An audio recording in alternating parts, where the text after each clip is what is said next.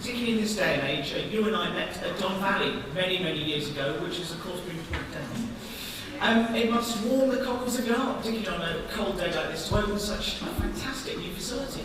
Yeah, it does. It was a shame to see Don Valley Stadium closed, because it was big memories for me. I broke British records there actually for 1,500 metres. That was one of my kind of big memories, and I also did my retirement race there, being pulled in with an army helicopter and dropping down and all these flame things going on. I was hobbling around the track as usual. But it's just a shame because, you know, as it is here, what I've understood is, although it's attached to a university, it's very much community based, and we saw that today with so many people coming out, so thank you for that. And I think what we need to ensure that the facilities are maintained and kept going, because the only way you can motivate and inspire people and give them opportunity. So yeah, it's a shame. So it's really great to see something like this happen. And what a change since I was up here many years ago, as I was sitting out there. It was like a cinder track, such a my age.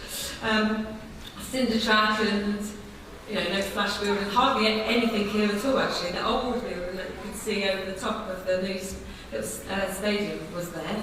And I think that's probably about it. So. Is it funny coming back for you? Yeah, I love York. I come up here quite regularly actually, different weekends out. I wanted to live here. I mean, I was in the barracks, so I was in York Garrison, Fulford Barracks. Fulford Road, know that? Yeah? I was there. It was my first PTI post in there. I was there for 3 years. Absolutely loved it. Loved York. And I actually wanted, when I retired, considered coming up here, but of course life takes over. I was travelling, doing sport and whatever, so I never did, but absolutely love it. And it's something weird coming back because, you know, you see, I remember driving around and oh, yeah, I remember that, you know.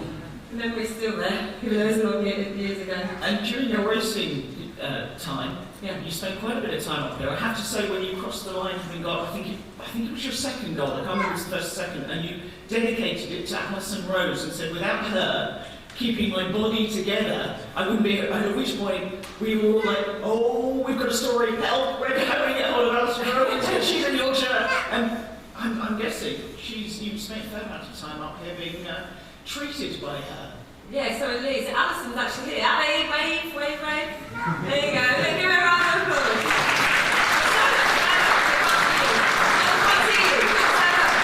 Stand up quickly so they can at least see you.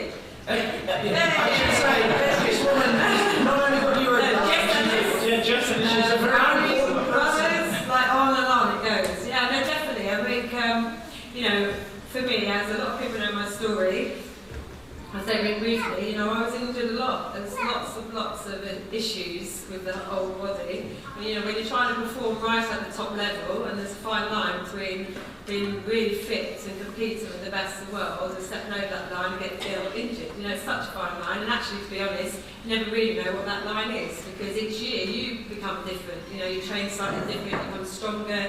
You know, you might increase one element of your training in the gym, or you might increase your speed as you're getting better and better, and that fine line changes all the time, and that's just what really happened with me.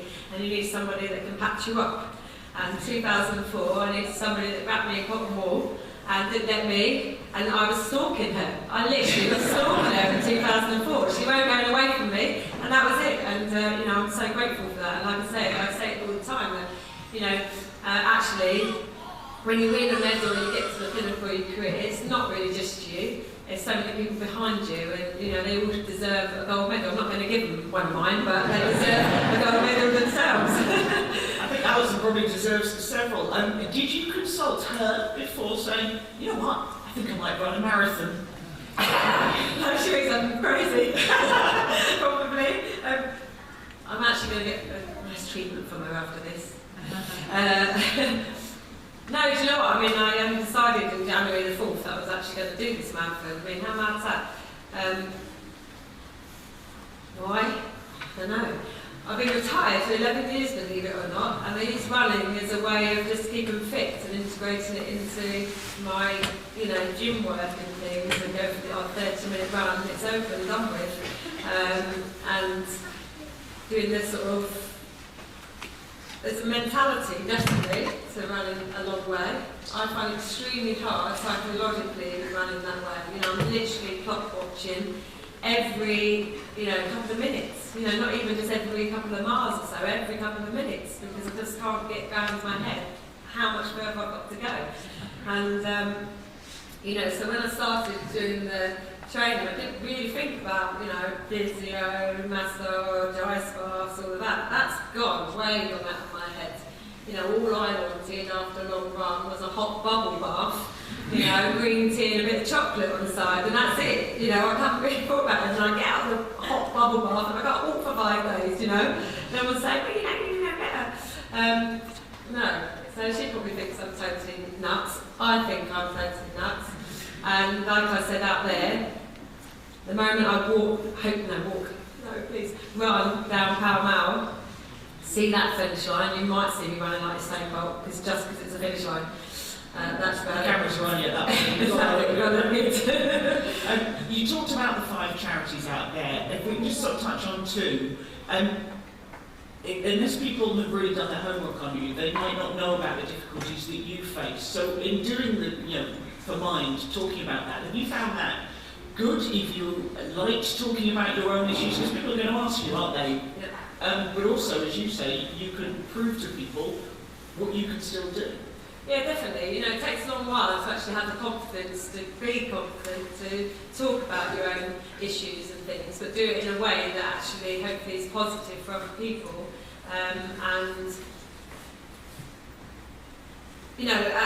There are stages that lots of people go through in life that are very, very difficult, and they struggle. And that's in the workplace, that's in sport, that's in just general life.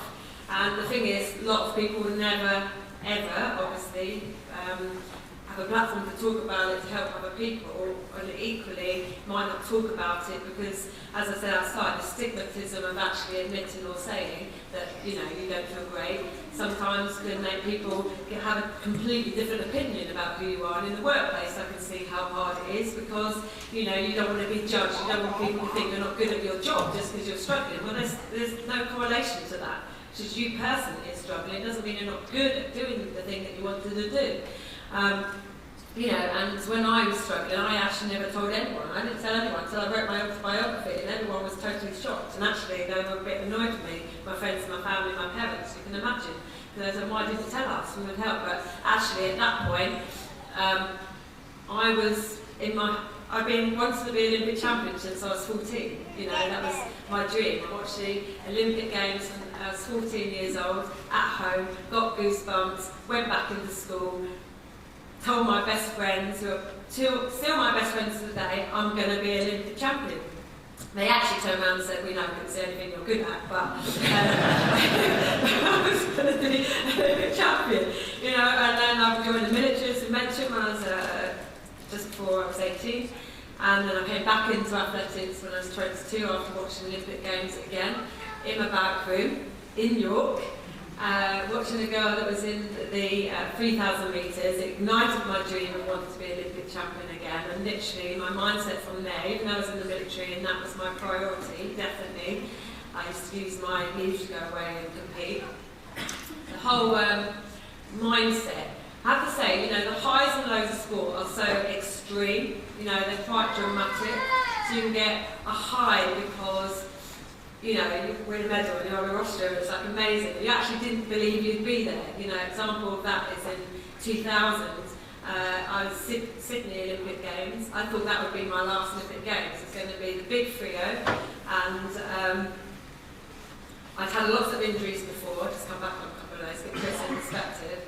I got injured in South Africa, big calf tear, gone to have a scan, showed the calf tear, I thought, oh gosh, that's it. It's going to be over. And the reason I had that in my head is in my previous Olympics, my first ever Olympics, when I was 26, I went to Atlanta and I flew over and I felt a bruise on my shin. And the doctor scanned it and they said, you've got a stress fracture. I'd been running so well. In fact, the day that I got on the plane, I'd had my best session ever. I went over, told me I had a stress fracture in Tallahassee, a holding camp. They said, you have to go home. Can you imagine, your dream is to be an Olympic champion, you get all the way over there. I was definitely one of the best in the world, I knew I could medal, and you're told to go home. And I was like, I can't. They said, you either go home or you risk breaking your leg totally, this is it, you know. And I said, well, I'll take the risk. I ran the Olympic Games, the heats, the semis and the final, and I came fourth. I got picked on the line for a medal.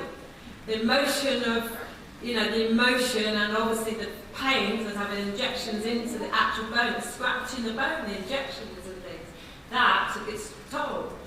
But so when you know, I had my other Olympics, I was told that I've got this tear. You think, what's going to happen again? You know, and I've had lots of injuries leading up to that. But this time, where the high was that I went to those championships.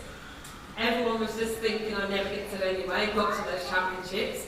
The next aim was like, well, if I get to the semi-final, how brilliant would that be? Should have been here. I did. I said, oh, if I get to the final, how brilliant would that be? I did. The next thing, I was in the final. Whatever happened, I don't know, when my head does go off to a tangent, at about 220 metres, I just went. I literally went for the line. I am leading by a long way, with 50 metres to go.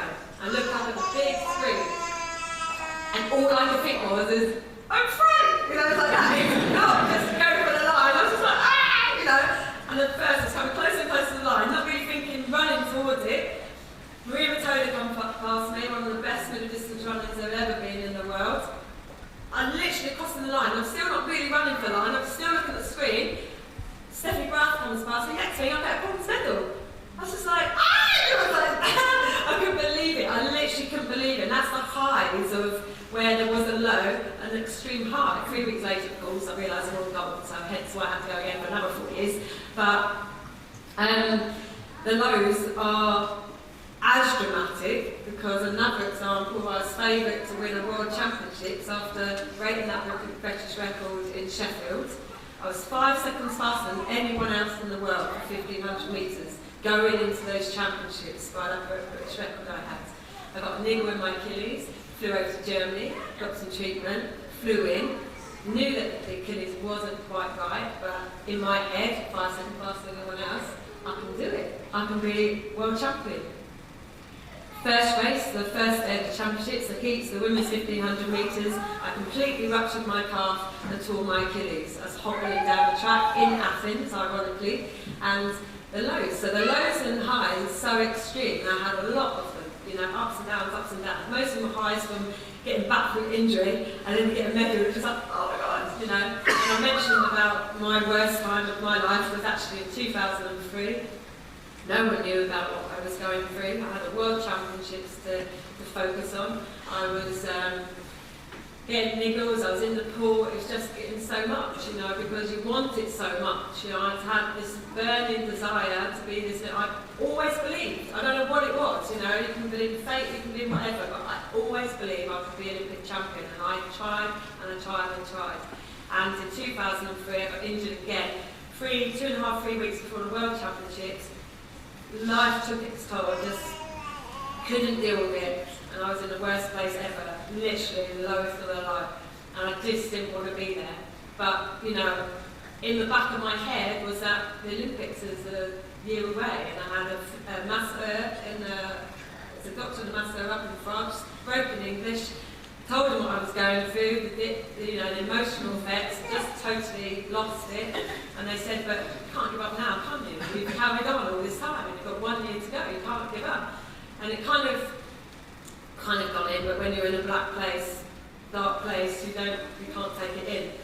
But even though I was in that position and no one knew what I was going through, I managed to get silver at the World Championships, and I'm still on that costume.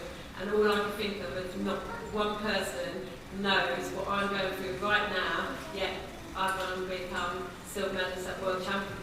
And I think that was almost not a turning point, because life doesn't take that, but it was a mental approach to go, I can't get any lower, so I might as well go for it. In 2004, I had Ali, loads of other people around me, and finally achieved my dream. So there's kind of that emotional. Is there also an element from you talking about it? I mean, so much of sport is in the head, isn't it? And you need to be so strong. Of talking to people and showing that you can do that despite the difficulties that you've had, that you can beat it almost, that you can work with it. yeah, the whole point is to say there is a light at the end of that dark tunnel that we all get into, and you know, you just have to find a way. And the saving grace is having a dream, having a goal. You can never let that go, whatever it is, and why you get so bad inside. You can never let that focus go, and that's what kept me going. So it's really important. And by talking about it, it's more around, you know, everyone deals with things in different ways. So at the end of the day, by talking about it, there will be someone that will make the tick, or you'll find a way that gives you the power and empowerment to kind of feel good about yourself. And my biggest reason for talking about it actually is that, you know, within teenagers and young people, it's becoming more and more prevalent. And it's shocking to see the stats of young people that are classed under depression, self-harm to the point of suicide. And I spoke to gentlemen today, I won't mention the point or anything, but whose daughter suffered as well for 2 years. And, you know, we've got to get the message out there that people need to identify the issues, and not to say children are in trouble, children, you know, obviously children aren't coping. If they're not coping, find a way of dealing with it. And it's got to be about talk, it's got to be access, it's got to be support in schools. Can't be about medication, because I don't think that's the right way for young kids. But there's lots of things. If I, as a person in the public eye, can be more open and, you know, say to people, talk, and hopefully we can start making some changes. And does that link in with your own charity about helping youngsters to get through things, to give them a direction, to give them a dream? Yeah, I mean, I had, you know, it doesn't really come off the facts of my own, that side of what I suffered with, but, you know, when I was a kid, I was from, you know, mixed race family, broken family, didn't grow up with my dad, was in a couple of care homes myself, and when I was at school, I was not good. I spent most time outside the classroom, children put your fingers in your ears. Outside, because it's not the way to do it, right? But, you know, I believe that schools need to identify the different types of children that they have. You know, you're going to have some that are so academic and they can be push, and we need those people in our world, right? Then you've got the creative people, you know, doing the arts, the music, the dance and everything, and that's what we all aspire to. We pay to go and see those types of people. And then you have the sporty people, and why we cheer on our champions. So you can't put everybody in the same box. And my box was sport brought me alive. It gave me an identity, it made me have a name, it made me feel good about myself.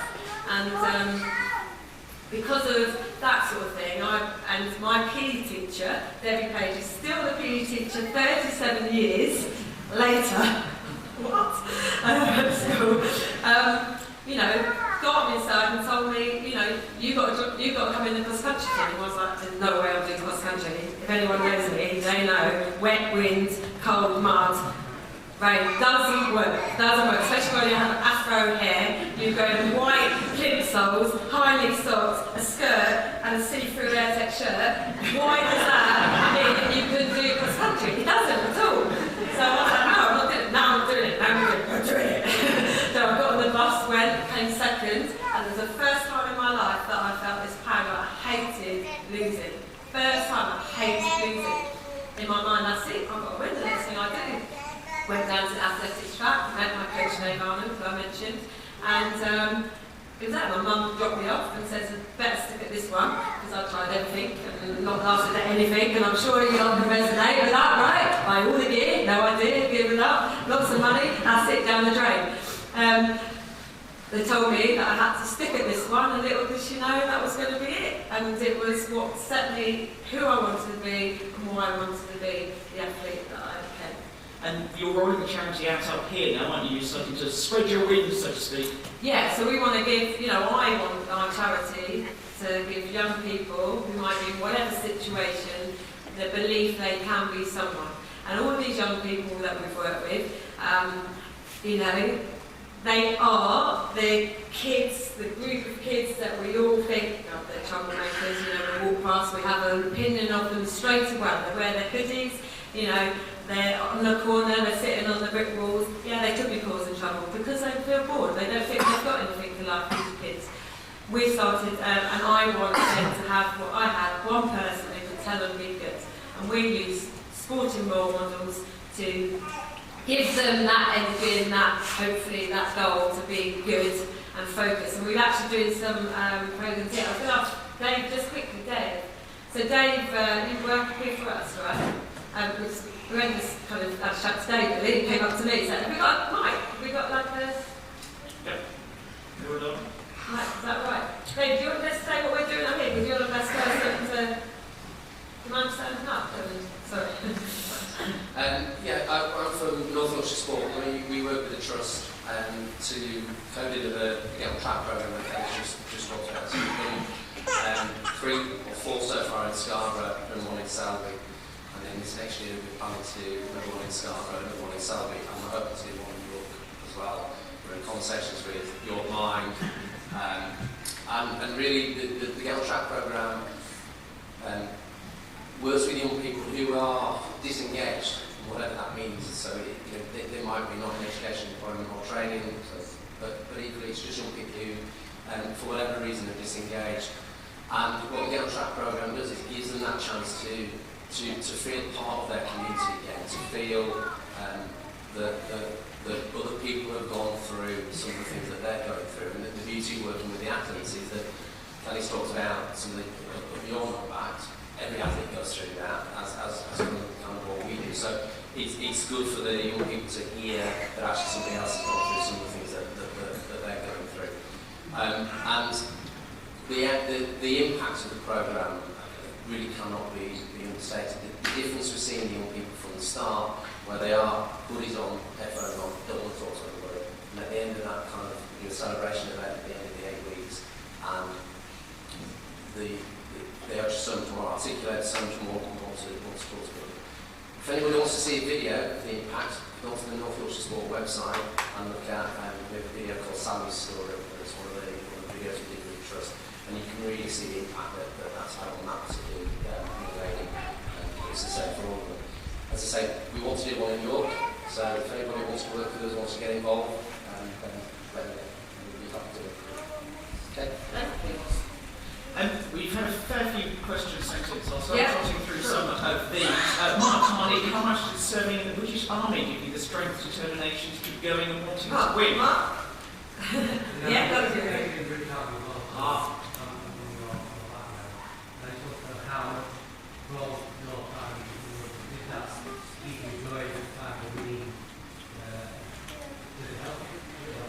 Yeah, I mean, you know yourself, and I've met quite a few people that are either with, with, whatever here today, which is great. You get a big strength of character. There obviously is the discipline side, which you need in sport, definitely. As a female with a physical training instructor, very much about lead by example. That's my kind of own mantra, let's say, needs to be physically strong. So when I actually came back into senior athletics, I gave up my athletics career as a junior international to join the military. And so when I came back, which was actually up here, you're fearless, you think, you care, you're just going to go out there and be like calling a Charlie shot. So when I used to run against the women, I was just like beating them all, And in the army, I started beating the guys and everything as well, so it kind of makes you feel quite good about yourself. Problem is with that is once you get to know people that are better than you, and then you start going back. But at the time, when I first came out, the army's mentality was you have to do it all. Definitely, it helped. I think it just helps with integration with people, because you meet so many people from all walks of life, and that's the same in sport, travelling, whatever it is. So an understanding, working together. Certainly, even though I was an individual, whereas an individual sports person, in the army it's very much about teams, about your comrades. In fact, Betty, where's Betty Gash? Betty. So Betty, here, stand up, Betty. She's also... I haven't seen... Oh, God. Do not show that. So Betty and I were in the same army cross-country team and athletics team for many years. I haven't seen Betty for in the 90s. And I just spotted her straight away when I come today. Go on, Betty, tell it all. Be good. Have you got that mic again? Sorry, because I just want everyone to get a chance. Kelly used to be my PTI in Beaconsfield in Buckinghamshire in 92, 93.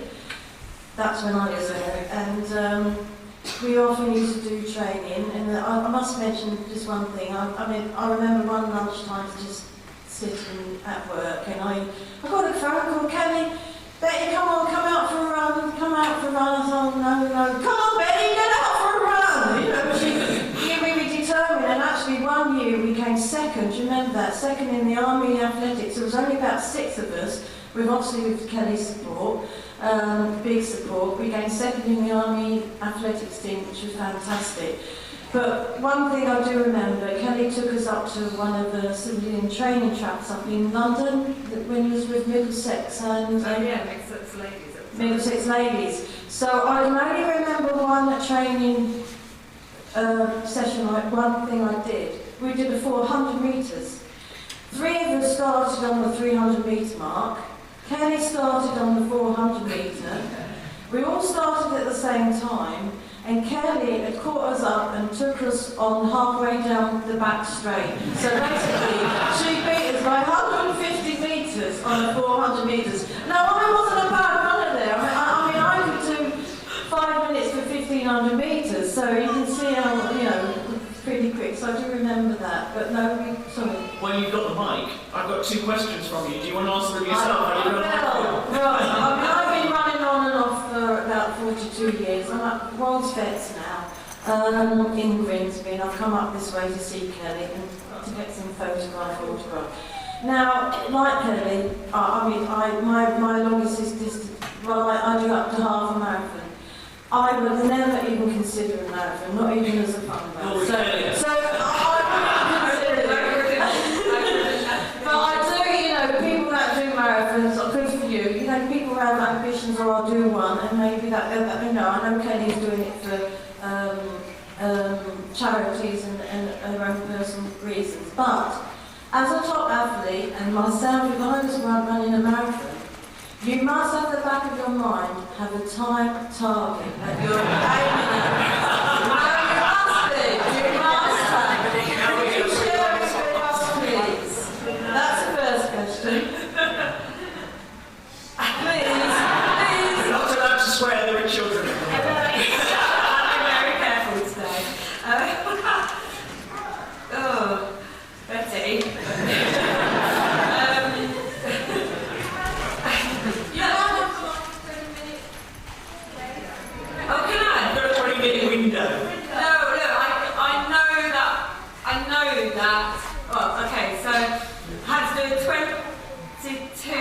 Mile run for training. I mean, really?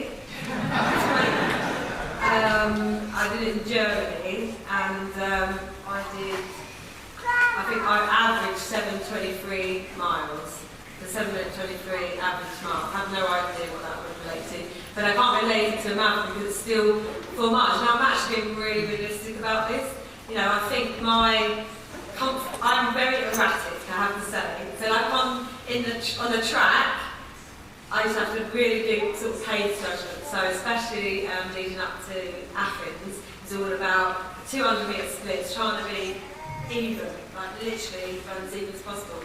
I've got literally a minute difference over each mile average. Each mile I've been a minute difference. That's how erratic I am, and it's where I'm feeling, whether I'm switched on, whether I'm switched off. It literally is like that, and I don't know how to change that. And it's too late to change that now. But generally, if I'm going out for a run, I'm about 7:30. I have no idea what that equates to either, but I just know that that's about 7:30. That's still really good. So I have not even when I can't work it out. I've got a calculator. So I don't know. So I think, but the biggest thing I've realised, and everyone's told me, so there's a bit of advice here for any marathon runners, and I got this from Paula Radcliffe and a bit from Joe Pavin, two of my very good athletics buddies.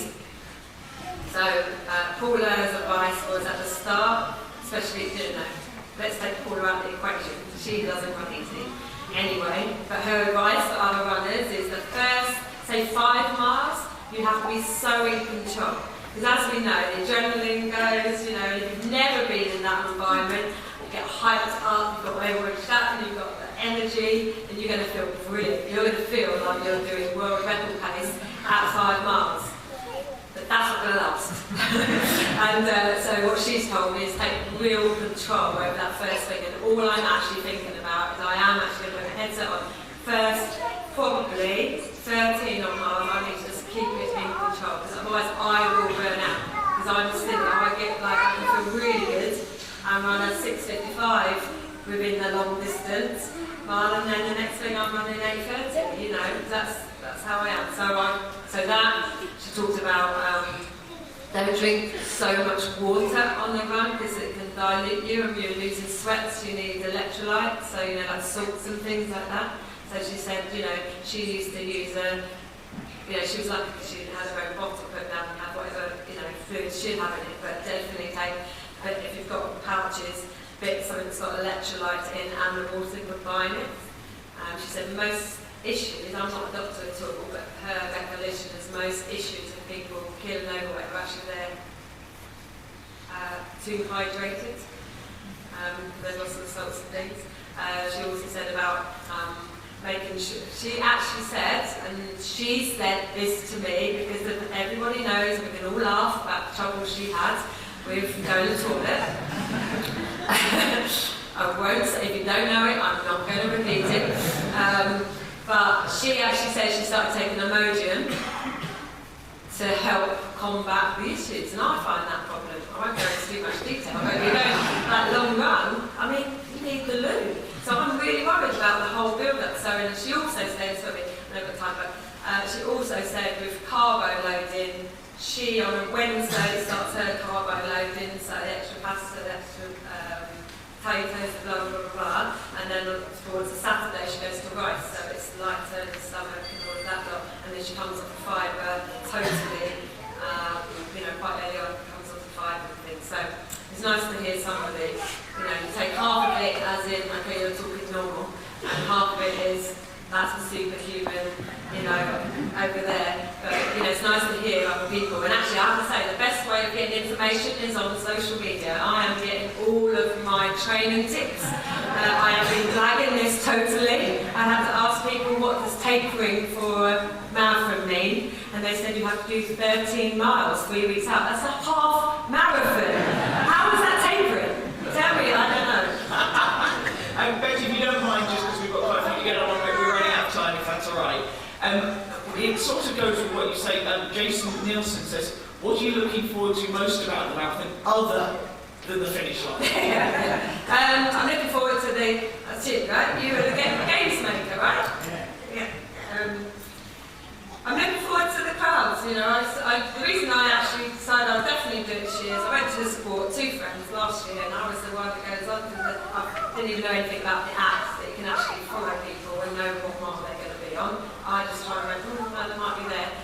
Dart out of the tube station, run towards the crowd, you're 10 feet down, you know, 10 back, going through, spot them quickly, and then you run up again. And it's just such a great energy, emotion, you know, empathy, everyone's there for their loved ones and colleagues. Are you thinking, though, when you do this, you might think, this is wonderful, I want to do it again? Is there any danger that that energy will think, I need to feel this again? No, actually not. Oh my God, sorry now for runners, but I can't stand this training. It just drives me insane, really does. But no, I love that, and to be honest with you, you see all those thousands and thousands of people, all different ages, abilities, backgrounds, weights, you know, all doing it for whatever reason, for charity or for a personal gain, and that I think is so powerful, and to have the opportunity to achieve something which would be a massive achievement for me as well, because there's not one bit in my life that I've ever dreamt, wanted, needed to do the mountain. I'd actually find that a big achievement. When I see people's faces, you know, the passion, especially when they cross the line, but even during it, and they're like waving, and you know, those people that never had any of that, I just think it's an amazing feat for all of them. But I just want to be part of that. You know, I'll be really proud of myself if I cross the line, when I cross the line with my medal. Just you touched a little bit about the carb loading and stuff like that. Angela's chef said, have you been following any kind of nutritional plan during your marathon training? Do you allow yourself any treats? Ali, I've got the biggest sweet tooth ever. Yeah. I actually had a theory that if I put on loads of weight in the first bit of training, and then this week kind of eat protein healthy, and the next week carb load, that's the best for me. So yeah, I do. I like chocolate, I like Chinese, I like Thai. Saturday night TV, it's brilliant. Saturday night trash with a cider and a chocolate and Chinese, best night ever. And then you go out for 22 miles. Millie Stanford says, other than running, what sports do you enjoy? I like lots of sports. I like watching lots of sports. I love judo. I like martial arts. I used to do judo in the village as well. But yeah, I like martial arts quite a lot. I just enjoy watching sport generally. I'm not really, I'm not an avid fan of anything in particular. I love it when you're watching somebody who's competing for the country, because of course you're always going to get behind them. That doesn't really matter what sport it is. But yeah, I like lots of sports. Gymnastics, actually, I'm quite fascinated by the gymnastics world. It's become more and more on television. And you do the Commonwealth Games and going around and seeing all the different, when you were exactly. Hockey, actually seeing that for real, because it gives you a different perspective on them. Oh gosh, yeah, definitely. Because I was, as an athlete, that's all you see. When you go to an Olympic Games or something, my races were always on the last day, my final 1500 metres, always on the last day. So I couldn't do anything other than be there at that time. And there's only once in Sydney Olympics, for whatever reason, it's right at the beginning, I went to see a lady called Kelly Holmes win bronze medal for judo. First bronze medal, I think, we won for years and years and years in Great Britain. It was amazing just being settled in there at that time. Now, the Commonwealth Games, I was president of the Commonwealth Games for England, so I went to Delhi, Glasgow, and I got to see all these sports, first time in my life, and it's amazing. I can see why the fans of those sports absolutely love it. And I actually really loved in the Commonwealth Games netball, because netball was obviously, that's their Olympic Games. And I actually felt like I played that game of netball when England were up against, I think, Australia possibly, and they were winning. It was the last few seconds, and whatever happened, someone caught the ball, and I was like, yeah! And everyone was like that, and I was literally standing up, I was sweating, and they lost the thing, I was just absolutely knackered from it. So you can imagine everyone feels like they're actually playing, running, doing the sport. I think it's great. This one's an interesting one from Martin Rigby's. 12 years ago, when my daughter was 15, she was involved in a Yorkshire talent group for hers. We went to talk where they were saying what nutritional supplements they should be taking. He says he found this somewhat alarming. What's your view on children of this age needing the supplements? Shouldn't talent be enough at that stage? Yeah, I don't think they should, personally, I don't think they should have supplementation at all, especially as children. As children, no, it should be about food. You get enough nutrition from really good food. You just have to have the education, have to look at what foods it is that they need at that age, the growth and all that. Again, I'm not a nutrition, I'm not a doctor, so I can never say what's absolutely right and wrong. And in some circumstances, for whatever, some need extra iron, some need extra vitamins, whatever, and you might have to have those and have a tablet for, definitely. But generally for sport, you don't need to be starting children on those. There's really easy ways of doing hydration. You can have a third of a glass of orange juice, fill it up with water and a pinch of salt. There's no need to go out and buy expensive hydration drinks or nutrition things. It's actually there in food. It's just a way of knowing how to combine them. So for me, definitely not for children. That's personal. Just for Riley, Grace, Walsh and Lincoln, also, I think we kind of talked about where you got started, what inspired you and what got you going, so we'll skip those two if that's all right. Joe Stamp, how much of your success was down to talent and how much down to hard work? It's both. You have to have a natural ability to do something, isn't it? And it's not just in sport, in any walk of life. I couldn't do, you will probably do so many amazing things that I definitely wouldn't be able to do. So that's down to an ability to do it in the first place. And then if you become better and better and better and better, that's because you're working down hard, you're committed to it, and you've got the aspiration to be good. So actually there's a bit of both. And a lot is down to hard work. You can't underestimate how much work you have to put in to be good. You talked a little about the injuries that you suffered and trying to deal with them, but Attachment Law says, how did you deal with taking time off for injury when you're really wanting to train? And have you got any tips for dealing with shin splints? Well, there you go. My physio can tell you the quickest way. You might have to join the queue. Microwave, please. I mean microwave. It's a microwave. Microphone. Microphone, if we got a microphone, please. Sorry. Just, Ali, just Simpsons, please. Just what they can do without going to a brilliant physio like you. Or they come and see Ali Rose, of course. Plug for her. Oh, put it closer. Just hold it nice and close. Okay. Yeah, I think ideally you have someone that you're working with, but if you haven't got that, the main reasons you get shin splints would be your calves are too tight, so making sure that you stretch out your calves really well, making sure that your calf strength is good, so I would recommend as a non-negotiable exercise calf raises, because if your calves aren't strong enough, then your bones will take all the stress that you're putting through them, obviously watching the surfaces that you're running on. And just simple exercises like making sure that your balance is good so that you're not scrunching your toes when you're running, which also gives you shin splints. Thank you. There you go. Not only are we entertaining, but we're informing and educating. Absolutely. And the other part of that, actually, I just have to quickly say, please do never say that you can't train because you've got an injury. What you can't do is do the training that's affecting that injury. The only way I was successful in my career and remember I won 12 medals at Commonwealth Games, European Championships, World Championships, Olympic Games, including the two that I won gold in.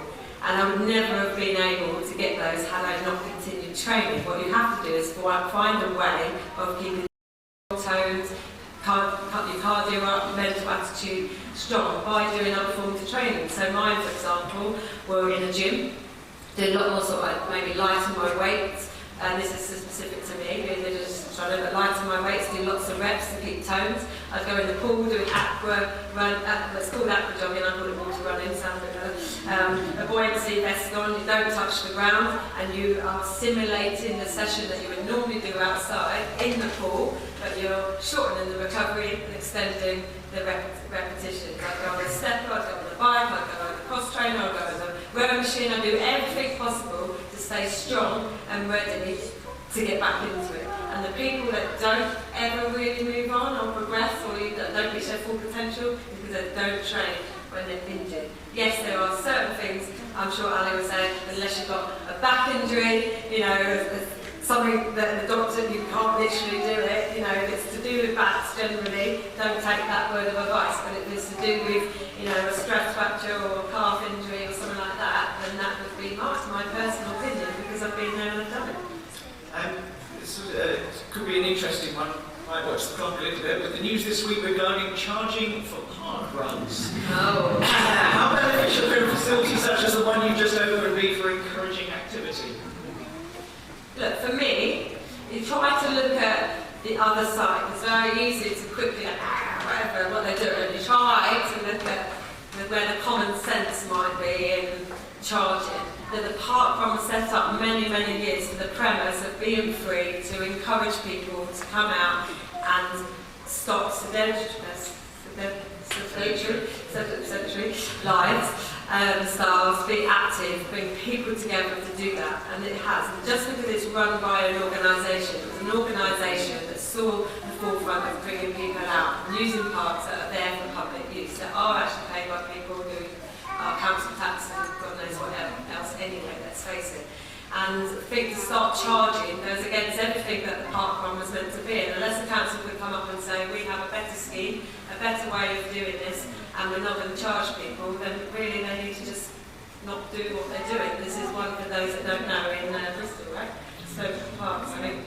And now wants to charge every park runner a fee for coming. It might only be £1, but no one can afford £1 if they've got 5 or 6 family members. That's £6 a week, And actually, why should they?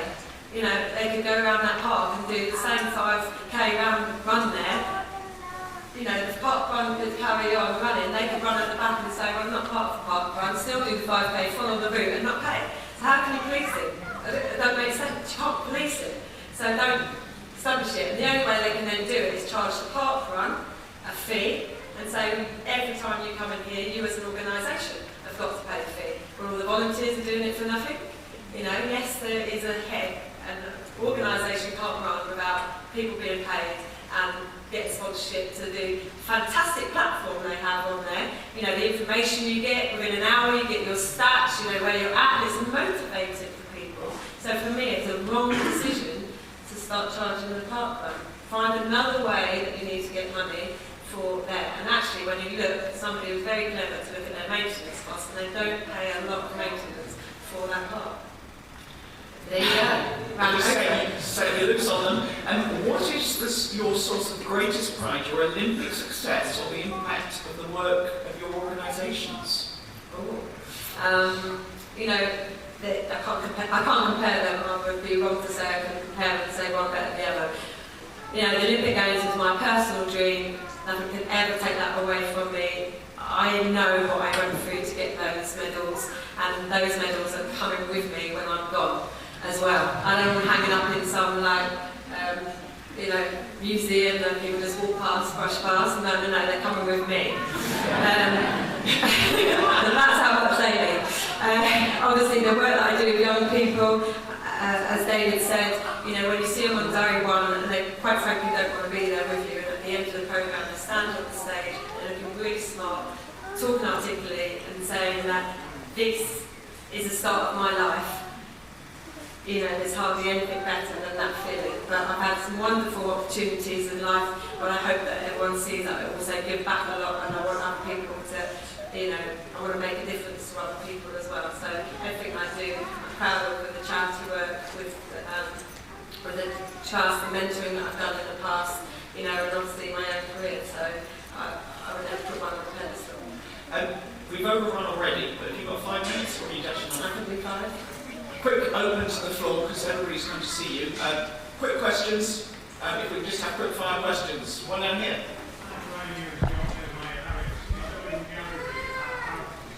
A half marathon called the Brass Bunker, and I know you said you're giving up full ones, but I know you come back to your open I'm a teach jiu-jitsu and karate. I'm never made his hairdresser. Somebody else promoted in there. Yeah, let's wait and see. A non-committal answer. There's another one down here. Not there. Just hold on 1 second. She's going to be right. Since you're perhaps in running, have you ever been asked to endorse some products like a product like, I know somebody who jockey perhaps in the league got asked to endorse peanut butter. Have you ever been asked to do something like celebrity come dancing or anything? Well, I did Mission Survive. I did the first ever Dance on Ice. Oh my gosh, it's hellish, hellish, hellish. I did Mission Survive with Bear Grylls last year. That was a trauma in itself. I don't do water, I don't do swimming, and I definitely don't do cold water. And I nearly drowned on this episode, one of the episodes, but here's the story. But that was a great challenge. I would never do Big Brother, Celebrity, Get Me Out of Here, whatever, probably kill someone on it. But no, you know, I've enjoyed different things. I've just recently more gone into the fitness industry again, so a company called Pulse, which is the fitness equipment, doing them, Garmin watches, which is great. Although, you get these watches, right, just have to say this. So you get these watches, fantastic, Garmin are really, really cool, got loads of things out, TomToms, whatever. So you're running, and when your mind's going all over the place, and what you've got on your screen, you have like, what have I got on mine? So I choose running, for example, blah, blah, blah, and my screen says the timer, so the time I'm running, the distance at the bottom, the average pace and the pace, right? But when your average pace is, you got one pace, and it looks like you're running 7 minutes, you're thinking, brilliant. But your average pace is 8 minutes or something. You're like, how does that work? You know, you're busting a gut, and then suddenly it all connects. So no, your average pace is actually 7:30. You've now sprinted. These are funny, you know what I mean? And then you get to the end, you flick through it, your heart rate's gone totally out the roof, you probably should have killed over. And then, you know, you look at it, you've done this long run, and all you're thinking about is everything you're going to eat after it. And it shows you calories, you haven't burnt anything. What's the point? You're now competing against your watch. You know? And if we don't like water, then I'm guessing the next challenge is not going to be a triathlon. No. 2 years ago I did some duathlons, run, bike, run, did a short distance, 5K, 20k bike, 5k run, wasn't training for them, thought in my head, yeah, 5k I can do that, went off, I'm pacing it, I'm literally, I said I'm going to win that 5k, get to the bike, can hardly move. Now I'm like, all these people that I've now beat on the run are literally flying past me, all sizes, all shapes, they are going for it, I'm absolutely shattered. Get off the bike, I'm thinking, I've got to catch all these people back up again on the run. You can imagine at the end of that, I'm totally busted, can't move for a week, and then start training again. I mean, what's it all about? It used to be an international athlete that was dedicated and planned and prepared properly and warmed up and stretched. And now look. One over there. Do you want to just shout very loud? Oh, look, you got a microphone. Since the London 2012, how far do you think the legacy's come, and who are you ones to watch for Rio? Question. So I'm always reluctant to say any names whatsoever because I don't believe in saying that until they're in the team. You don't know. So we can all have hopes and wishes and see the best people, and then as I know, you get to that moment and it all goes horribly wrong. So I probably wouldn't say that, but of course you hope that all the established athletes, especially from 2012, the ones who are new inspiration, the new kids out the block will be there. You know, that's what we want to see. And then we want to see new ones come through as well. So I really don't know, and I won't answer that question until we get to Rio, and then I can go, yeah, I think they're going to do that. And in terms of legacy, what do you think the legacy has been, and do you think it is continuing? Yeah, I mean, for me, the legacy word was very overused over the period of time, because legacy can't be until you've proved something's happened and sustainable. And for legacy about athletes, you know, if in, well, maybe this depends on the sport, maybe this Olympics, another Olympics, somebody that's interviewed says, I started or I continued in the sport because of 2012, then there's been a legacy left in there. In terms of sporting facilities, you know, this you could say is a legacy, but is it directly connected to 2012, or is it actually because, yes, in the mindset of people in sport, we want to keep the sport involved going, you can say this is a legacy from that. You know, there's many things that really contribute to legacy, but we can say it's 2012, I think we did ourselves proud, and we need more things like this supported by local governments, by local communities, you know, unis, whatever it is, because our talent is in the room here. The future is the young people that decide to take up something and continue, and we see them become our champions. Fancy being a sports minister? I think very good. Young gentleman here. What does it feel like to be an Olympic gold medalist? Oh, wow. Oh, tell me some words. There's all loads of kids in there, right? So tell me, what do you think it would be? What would you feel like? Say like for your whole life. Okay, you're young, but your dream is to, whatever it is, right? Be the best footballer in the world, be the, whatever it can be.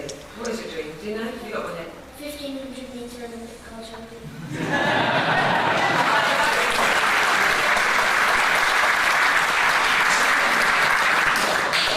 can answer that from up here then. Come here.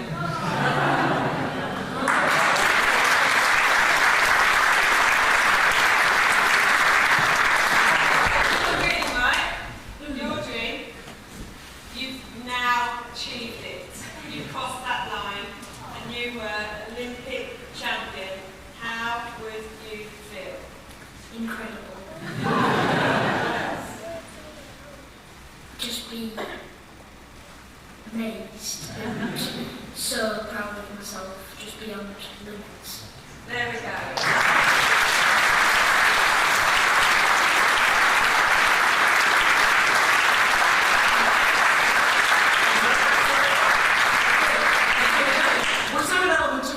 Relief. I've often talked to sports people when they finally got over that, they finally won that thing, and there's also an element of relief.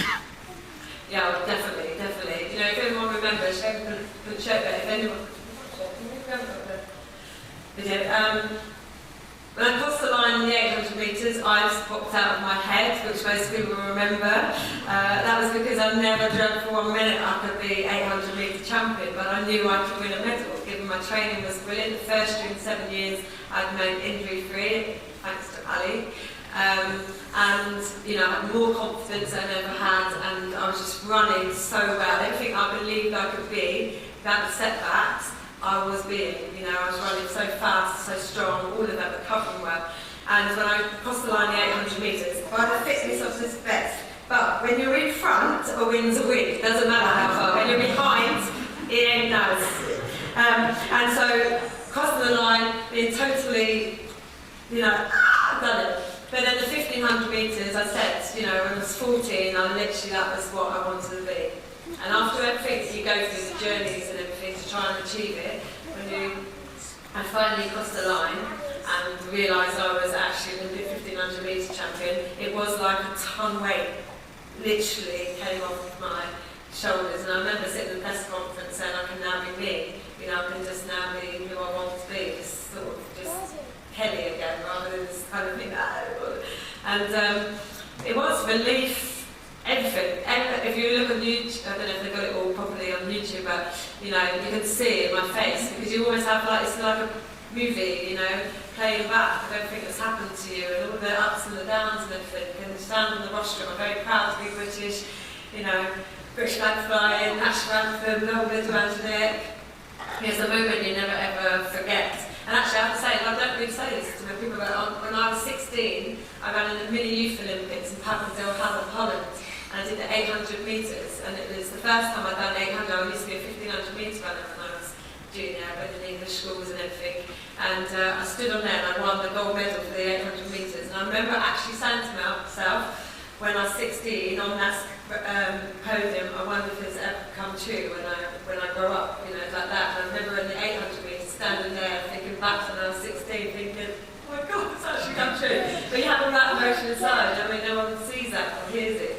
So yeah, it was an amazing feeling. But he summed it up really well.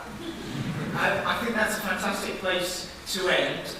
Just for the people who've kindly got raffle tickets, all the winners are going to be put online. You can also find a link there to give more money to Dame Kelly Holmes, because I think you can hear what she's going through and will be going through to run that marathon. And to date, we've already raised £2,000 and counting, because they haven't actually even counted the buckets. Thank you very much. I really appreciate that. So give yourselves a round of applause for the money. Great.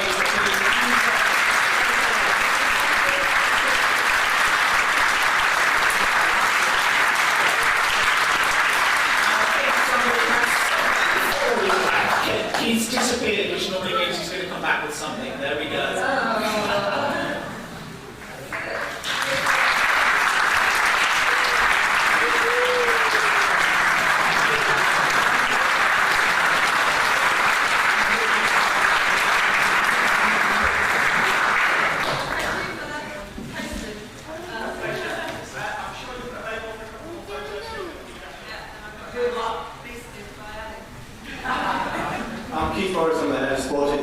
University. Can I just say a huge thank you for Dame Kelly for her time this morning, and for Tanya, safe to set of hands, I know. Fantastic job, and I rang her up and I said, God, she goes, I've done my homework, I know who she is, I know what she's done, I'm alright, calm down, relax. I made the mistake this morning of ringing and said, I'm not turning up to freeze. I said I'll be there, I'm just passing the outlet, I'll see you in 10. So it's been excellent, thank you very much for that. Can I just say a huge thank you to council colleagues, club colleagues, City York colleagues, also my university colleagues and York Sport colleagues, who have done a fantastic play the blind, and a whole lot of them, who without them this would have been, the whole morning wouldn't have happened. This afternoon sessions with the club is going on. If you've been down for a run today and you know people who would have enjoyed it, go and tell them to come down here, because that track's there to use. So come on, because that was inspirational. Make sure you make the most of it, spread the message and get on down here and enjoy it. But thank you very much to these two ladies.